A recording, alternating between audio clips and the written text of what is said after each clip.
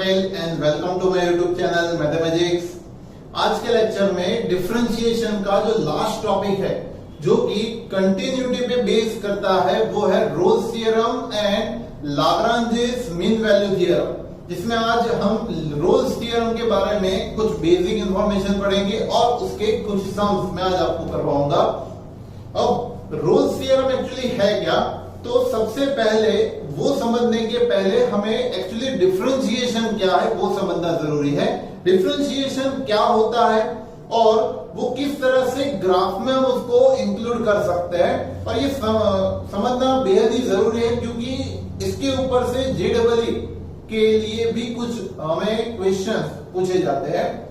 सबसे पहले आप इसमें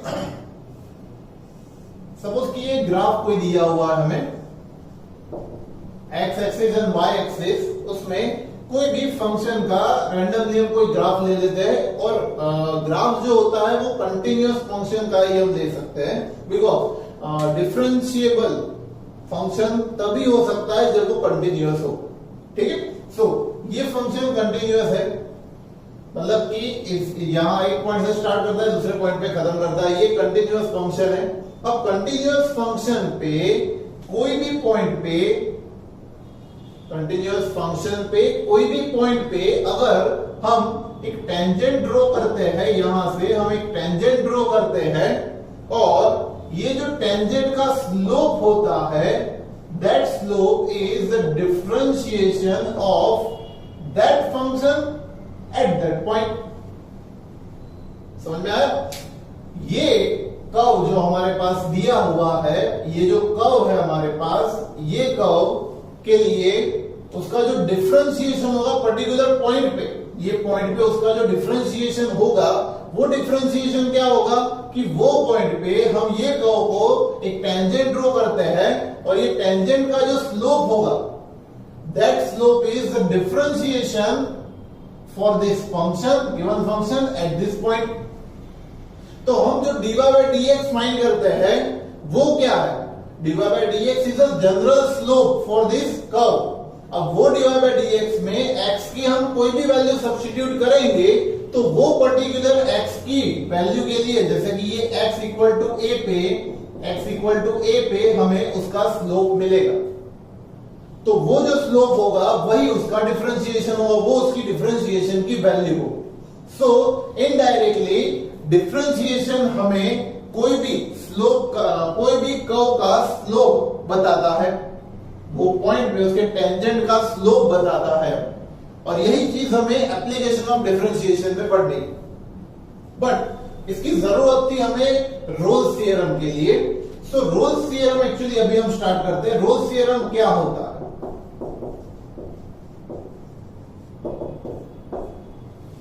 रोल्स थ्योरम क्या है बच्चों कि अगर कोई एक ऐसा फंक्शन हमें दिया हुआ है, if a function f is given between intervals a and b interval में सपोज कि हमें कोई एक कर्व दिया हुआ है, तो वो कर्व को अगर हम यहां पे इंडिकेट करते हैं, सपोज कि ये y एक्सिस है, इस तरह से ये x एक्सिस है, और यहां पे सपोज कि हमें कोई एक कर्व दिया हुआ है, सपोज करें इस तरह का एक कर्व हमें कंटिन्यूअस कर्व दिया हुआ है, कहीं पे भी आप ले सकते हो, फर्स्ट सेकंड थर्ड फोर्थ कोई भी क्वाड्रेंट में आप ले सकते हो। अब यहां पे सपोज कि ये फंक्शन दिया हुआ है और ये फंक्शन का कर्व है, कर्व ऑफ फंक्शन f हमने यहां पे ड्रॉ किया है।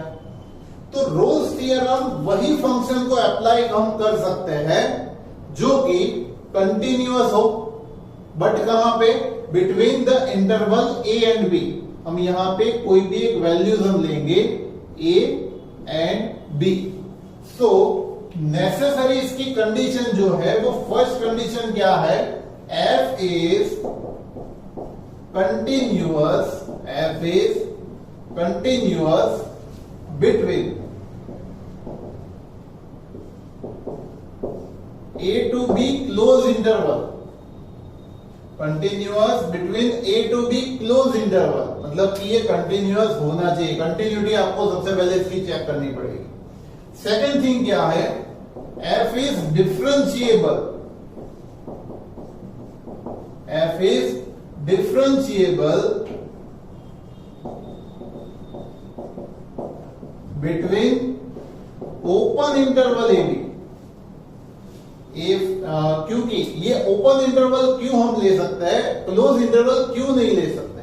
तो इसका रीजन ये है कि एंड पॉइंट जब भी होते हैं ना, जैसे कि ए एंड बी एक कर्व जो भी इंटरवल हमें दिया हुआ है, एंड पॉइंट पे इसका स्लोप हम नहीं ढूंढ सकते। इसका स्लोप हम एंड पॉइंट पे, कोई भी कर्व के एंड पॉइंट पे उसका स्लोप नहीं मिलता।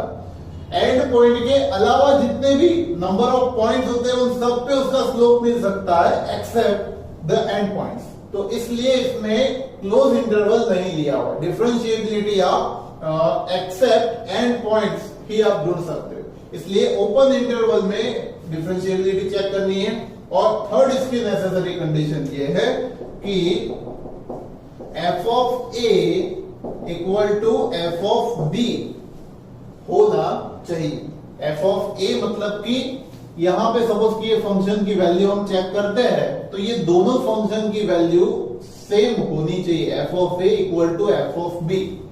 अगर ये तीनों कंडीशन सेटिस्फाई होती है तो if this exist, if this exist then there will be some point C, there will be some point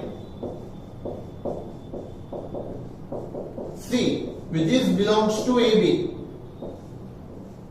A से B में कोई एक पॉइंट हमें C ऐसा जरूर मिलेगा, open interval AB, such that f dash of C must be equal to 0। That means कि एक पॉइंट हमें C ऐसा मिलेगा ये कर्व पे between the interval A to B में एक ऐसा पॉइंट हमें मिलेगा C पॉइंट जहां पे उसका डिफरेंशिएशन 0 होगा। अब मैंने डिफरेंशिएशन क्या बताया आपको, differentiation is the slope of the tangent. अब टेंजेंट का स्लोप 0 है तो कौन सी लाइन का स्लोप 0 होता है, कौन सी लाइन का स्लोप 0 होता है, which is parallel to x axis. समझ में आ रहा है, parallel to x axis, x axis के पैरेलल होता है, उसका स्लोप 0 होता है बिकॉज उसके लिए ये एंगल 0 बनता है और tan 0 0 बनता है। इसलिए यहां पे एक ऐसा पॉइंट C मिलेगा, सपोज करें हम यहां पे वो C पॉइंट है जहां पे इसका स्लोप मैं अगर लेता हूं, मैं इसका टेंजेंट अगर ड्रॉ करता हूं तो इस तरह से मिलेगा और वो जो टेंजेंट है इसका स्लोप मुझे 0 मिलेगा। तो ये जो इसका स्लोप मिलेगा वो उसका डिफरेंशिएशन, मतलब at point C differentiation will be 0। तो ये जो C पॉइंट है वो बताता है रोल्स थ्योरम। तो अगर ये तीनों कंडीशन सेटिस्फाई होती है तो रोल्स थ्योरम एप्लीकेबल है, और रोल्स थ्योरम एप्लीकेबल है then we have to find that point C in on this curve। ठीक है, तो वो C पॉइंट हमें ढूंढना है जहां पे इसके टेंजेंट का स्लोप 0 मिलेगा हमें। समझ में आ रहा है? सो ये है रोल्स थ्योरम, ये उसकी थियरी और ये उसका जियोमेट्रिकल प्रेजेंटेशन है।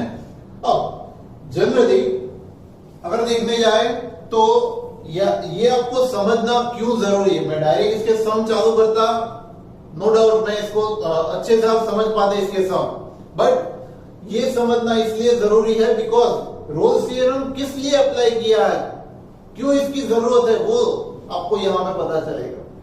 तो अब क्लियर है ना आपको कि C क्या है, क्यों इसको ढूंढना पड़ता है। तो C अब एक ऐसा पॉइंट ढूंढते हैं जहां पे ये कर्व के टेंजेंट का स्लोप 0 होता है। ठीक है, तो ये जेडब्ल्यू में एमसीक्यू के लिए भी पूछ सकते हैं और बड़े सम्स के लिए भी ये पूछ सकते हैं। अब इसका एक हम सम लेते हैं तो ज्यादा आइडिया क्लियर होगा आपका। Examine the applicability of the Rolle's theorem, एक मैं एक्स्ट्रा क्वेश्चन लेता हूं। Examine the applicability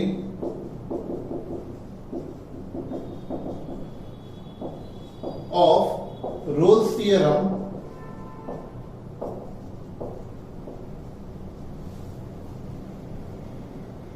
and find the value of C. And find the value of C. C की वैल्यू फाइंड करो। उसमें एक सम हमें दिया हुआ है, function is x square minus 4, f of x is x square minus 4 and interval is -2 to 2, -2 to 2 close interval है। ठीक है, ये क्वेश्चन दिया हुआ है, ये उसका इंटरवल दिया हुआ है। मेथड के हिसाब से जाएंगे, एक फंक्शन दिया होता था हमें between interval something a to b, that is given. First thing is that f is continuous between a to b, close interval a to b में क्या ये फंक्शन कंटिन्यूअस है? तो ये जो फंक्शन हमें दिया हुआ है वो एक पोलिनोमियल है। क्या है ये? पोलिनोमियल है। पोलिनोमियल फंक्शन ऑलवेज कंटिन्यूअस ही होता है, बिकॉज ये जो ग्राफ बनेगा वो एक पैराबोला बनेगा। बिकॉज आपको पता है f of x को आप y सपोज करो तो y is equal to x square वाला समथिंग कुछ इक्वेशन बनता है। दैट मींस कि there is a parabola, and parabola is always continuous function. Okay, so given function is continuous. So given function is continuous because it is a polynomial. So it is continuous at -2 to 2 in closed interval। Close interval -2 to 2 में ये function continuous है। अब दूसरी बात करते हैं differentiability की। ये फंक्शन डिफरेंशिएबल होगा कि नहीं? कंटिन्यूअस फंक्शन है तो डिफरेंशिएबल होने ही वाला है। Function is differentiable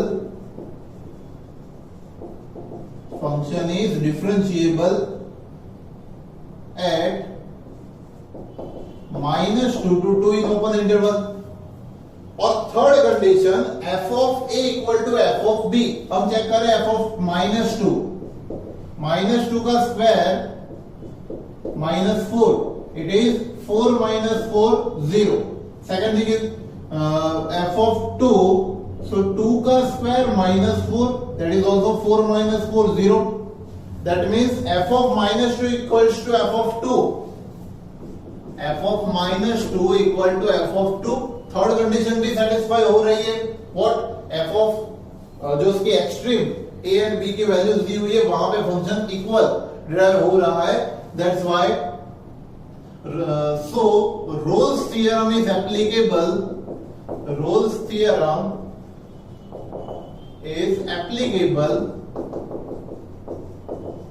on given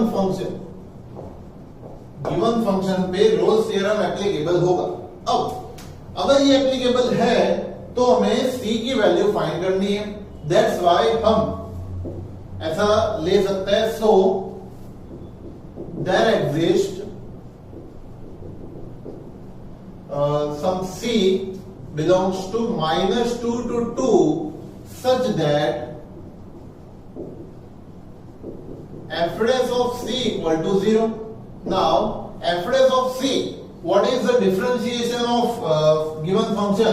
that is 2x, so 2 c equal to 0, that means कि c equal to 0। तो एग्जैक्ट 0 वाले पॉइंट पे 0 जहां पे मिलेगा वहां पे ही फंक्शन की वैल्यू में उसका जो स्लोप होगा उसकी वैल्यू 0 मिलेगी, c की वैल्यू मिल गई हमें।